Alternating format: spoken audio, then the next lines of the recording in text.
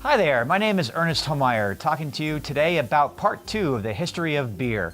Hey, you can spend a lot of time talking about the history of beer, and you can spend years talking about the history of the technique of making beer.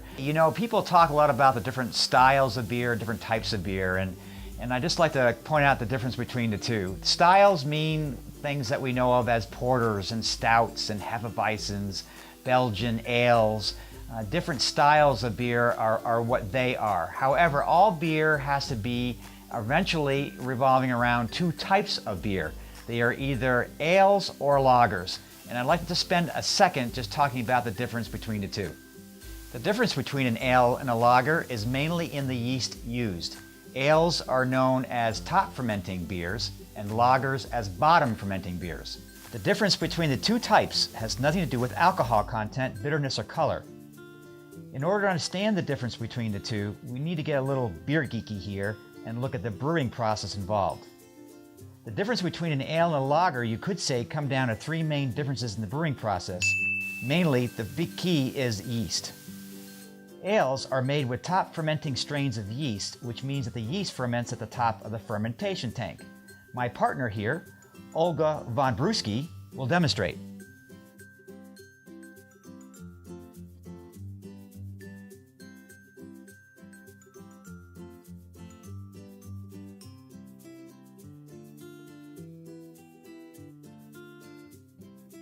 And just to confuse things, as we talk about wines and all kinds of hybrid grapes, in some cases there are some ales that are used with bottom fermenting yeasts.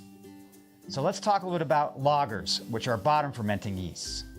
Here, the yeasts sink to the bottom of the tank and they ferment there. Again, my partner, Olga von Brusky, will demonstrate.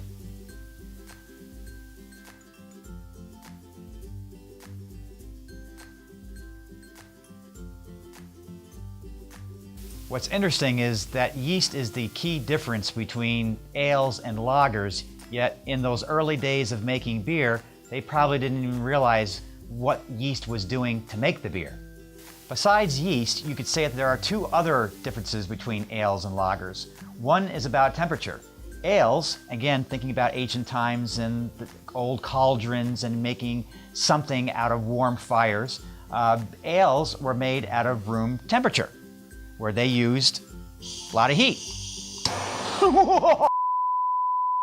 For that reason, ales tended to mature very fast, but also didn't last very long.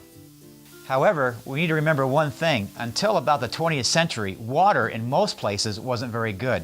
And that meant that beer and wine was very important to these folks. Oh, by the way, Olga, speaking of which, here, have some water. So, fast forwarding now from the Sumerians, the Egyptians, to the Greeks, to the Romans, we move on to the medieval ages, where the next interesting piece of history of beer takes place.